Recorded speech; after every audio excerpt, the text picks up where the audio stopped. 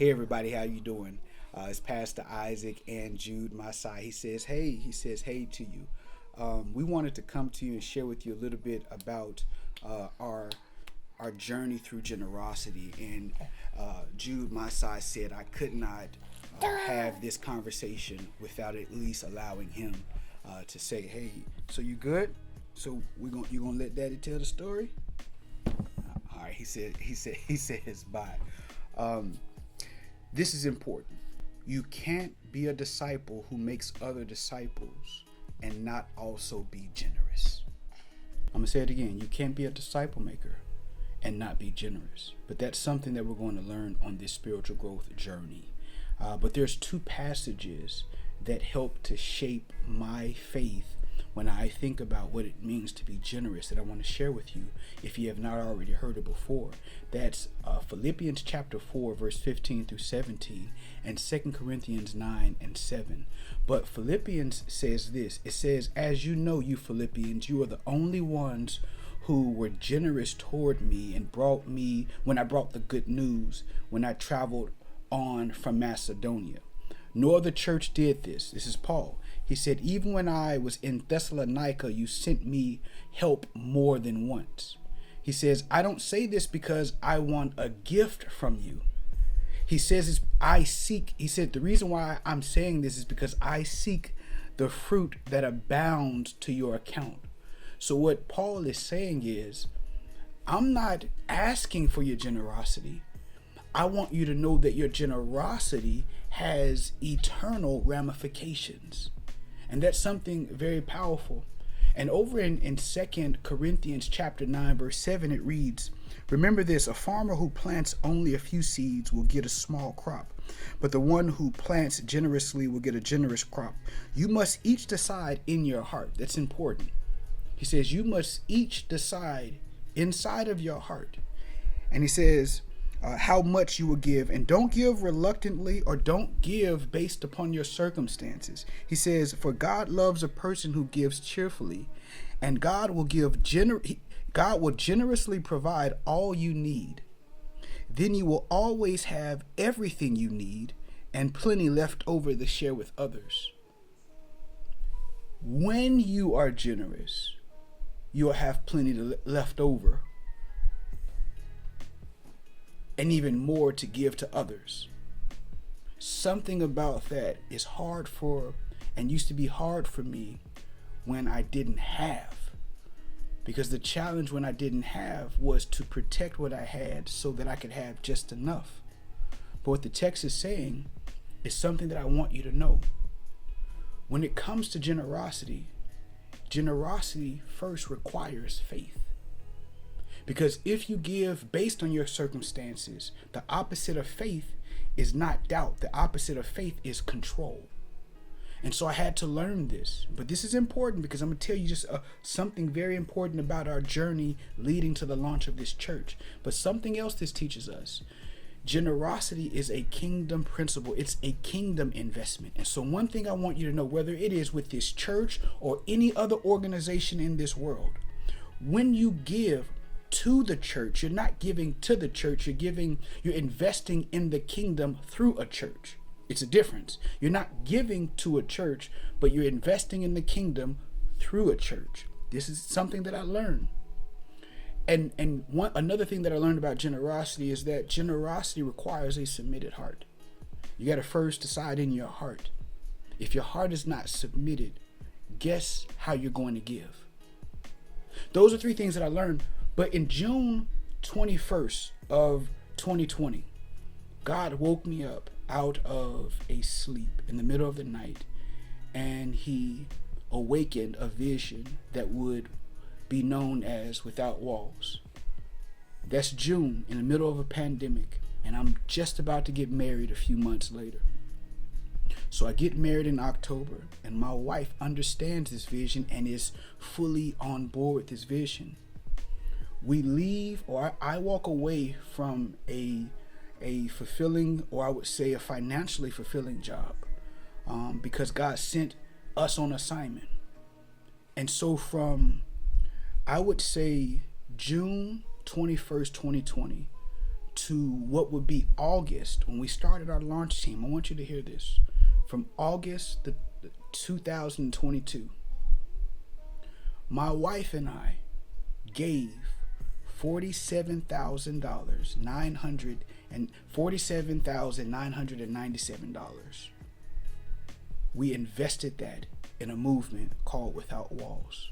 Cash.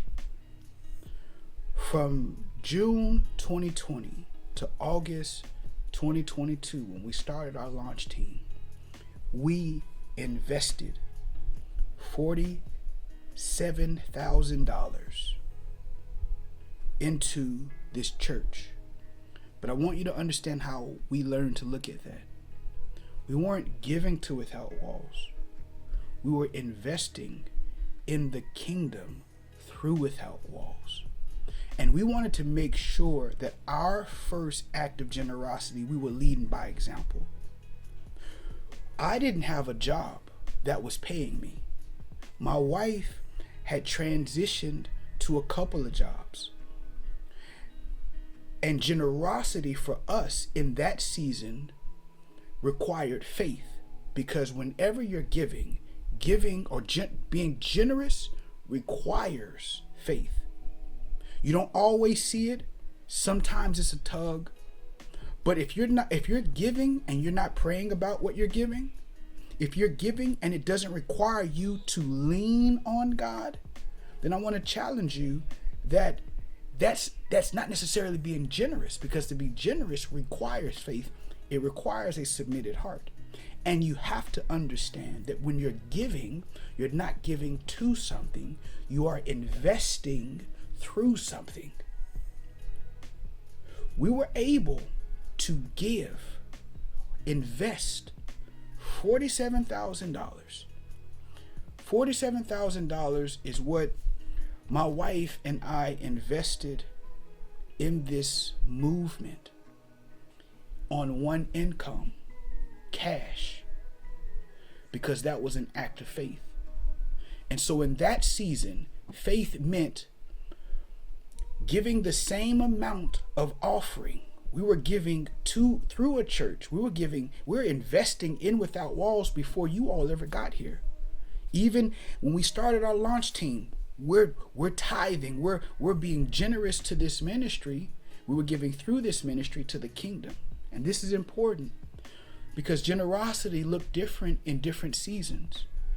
When I was in high school, I was putting pennies in a penny roll and giving to the church. That was generous when I didn't have money. When I was in graduate school, I literally started a work study job just so I had a few dollars to give to the local church, because I just didn't feel right coming to the church, receiving a word, and just not trying to invest in the kingdom. But generosity looked different. When I was in a previous assignment, I had automatic giving because I wanted to make sure that my generosity was coming out every month. But what I was giving was the net, right? And I also kept cash in my wallet because I was committed every month to give so much to someone random who really needed it. So I was always and am always giving above and beyond. That requires faith. To give through any organization, it's kingdom, it's investment. Because when you are generous, if you only see it as giving to someone or giving to a church, it's harder. But for us, and even for my wife, as she will share generosity stories from her perspective, one of the things that we learned is this: generosity requires faith. So we're sharing this with you. I'm sharing this with you because on your journey, it's not about, give a certain amount. I don't want to be a part of that. That's between you and the Father. And I'm not even telling you to give through this ministry. But what I am saying is wherever the kingdom is going forth, I want to challenge you. Whatever church, whatever organization, you have to give in faith. You can't give based on circumstances and expect overflow. You don't give because you want something in return. You do this because Jesus was generous. God is generous. And if we're shaped in his image, then we also have to be generous. So whatever you do, however you move, we encourage you, if you feel compelled to give through this ministry and invest in the kingdom through this ministry, we want to make sure, submitted heart. Man, I got to give my heart to God. Man, this requires faith. And I have to see this as investment in the kingdom.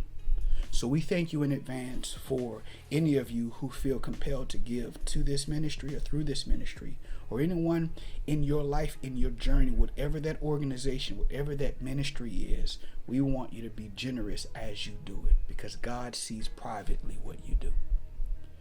Thank you all. I can't wait to engage you in the future and share more about our story of generosity. All right, peace.